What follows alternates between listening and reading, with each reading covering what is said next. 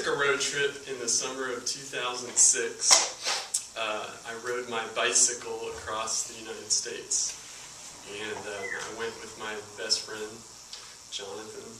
We had been talking about doing something crazy like that for a long time, since high school, and we finally got around to planning it and making it happen.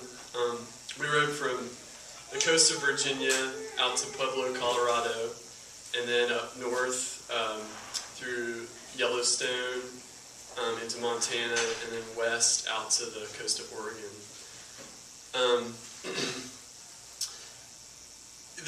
The funny thing about doing something like that, it's a lot like hiking the Appalachian Trail. Like, you'll talk to people, and a lot of times people who know what it's like, who have done something as crazy, will say something like, "It'll change your life," And I wondered, was it going to change my life? I kind of hoped. So this particular part of our journey, this story, is about something that happened to us in Walla Walla, Washington. It's a real place. So that was pretty far into our trip. The whole thing was like 2.5 months, and so this was probably 2 months in. I mean, two months in. Yeah. So we had kind of got used to the lifestyle of being on the road on bicycles and camping a lot, and something that we would say often was we would comment about how we were sort of like separating ourselves from society.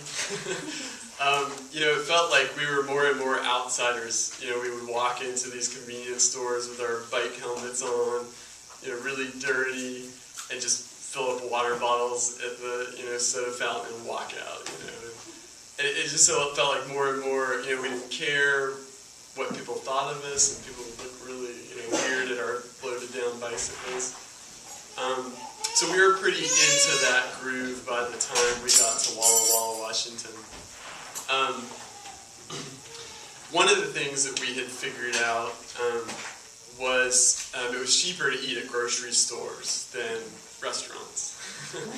So we, riding your bike all day long, you eat a lot of food.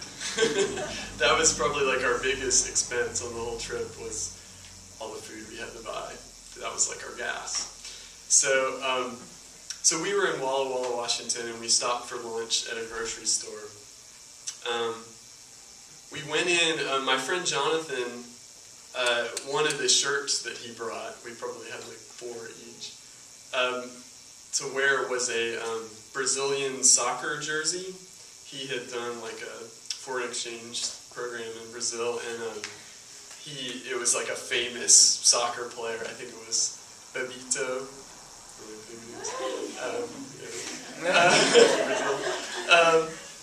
So like, I had kind of like got to where I would sort of like call him that. It was kind of a funny thing. He was like, "Come on, Bebeto, we gotta go." Said it on his shirt. So we were in this grocery store getting groceries, and these kids were in there.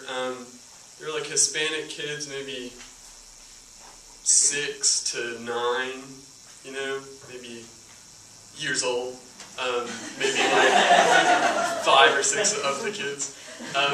And they were wearing soccer uniforms, and they saw Jonathan, and they went up to him and they said, "Do you play for Brazil? You play soccer for Brazil?" And he said, "Oh, no, I'm just a fan, I don't play soccer." And they were like, "We played for Brazil last year. And this year we're playing for Italy." And he was like, "Okay." And as we went through our process of like getting like tons of food, we got sandwich stuff and all this like candy and all this, way too much. And one of the things we had gotten in the habit of was we would just take it outside and like sit on the curb and eat. And And we also had figured out, like, to fit things in our bike bags, we would just take everything out of the packaging. As soon as we got out, and just throw away, all the, like, the cereal boxes. You don't need that box, you just got that bag. So we were kind of going through this weird process, and we probably looked kind of strange, sitting out on the curb, like, getting our lunch ready. These kids came back out, and they just sat down with us, like, on the sidewalk. And it was kind of a shock because we were used to people sort of, like, not wanting to have anything to do with this. Or maybe, like, they were so curious they would want to ask, like, where are you going? What are you doing? But these kids were just, they had no, problem sitting down with us. And we shared some food with them, and they just started asking us all these questions. Really funny questions. We were used to getting questions from people like, how far are you going? Where are you going? And we had our answers, our stock answers all ready for those. But these kids, they had like a different concept of reality, really. They would ask things like, have you ever been chased by any tigers? That would have made our trip pretty exciting. No tigers. Not even bears. We noticed that they did, in fact, have soccer uniforms on that had, like, Italian logos. And we sort of deduced later that they must have something like a Little League soccer team that, they get to pick a country and play for that country each year. So that made a little more sense that they played for Italy. As we were talking to them, one of them, said, like, where are you going next? And we named a town that was, like, probably the next place we would spend the night. And he turned to the other kids and he said, I told you we could ride our bikes there. He said, my granddad lives there, and we could go with you guys. And you could go stay with my granddad. And we said, yeah, it was exciting. Like, we wanted to encourage these kids to, like, get out of their boundaries and, like, find the freedom of riding bikes. But we were going to ride on a highway, like in the shoulder. And they didn't have helmets. They didn't have, like, water bottles. We told them it was a bad idea. We looked at each other at that moment, and I could tell that Jonathan was just as excited about that comment as me. It was cool. But yeah, we both knew the right thing was to tell them, no, it's really not a good idea for kids.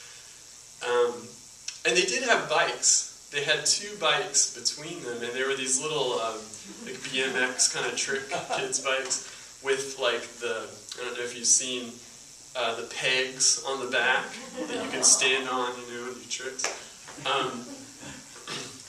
So we were finishing lunch and packing up and getting ready to leave, and we were kind of getting on our bikes. And the kids said, oh, we're going with you. And we were like, no, it's really not a good idea. And they were getting on their bikes. And so there were 2 of them. Only 2 of them could fit on, one of them could fit on each bike, but then with the pegs, they could fit a second person on each bike. So we rode off, and they rode after us. And they were on the sidewalk, and we would get stopped at traffic lights. We started trying to ride as fast as we could. And we were like, oh no, this is bad. We're going to be responsible for these kids out on the highway. And we would get stopped at a traffic light, and they would come up on the sidewalk, and the rider on the back on the pegs would jump off, and they would switch places. And it was like they had, like, brand new legs, We were like, and they would pull up alongside us and say things like, "You guys are fast," We were like, not fast enough. bikes turned back eventually, and then the second one, but we finally made it, away from them. But we kept riding as fast as we could out of town because we thought at any moment they were going to pop out of, some shortcut that they knew out in front of us. And I guess, to end, I just, I never thought after the trip too much that the trip did change my life. But, seeing these kids getting excited about it, I feel like I can see how it changed my life, I think it did in ways that I probably don't know. So, thanks.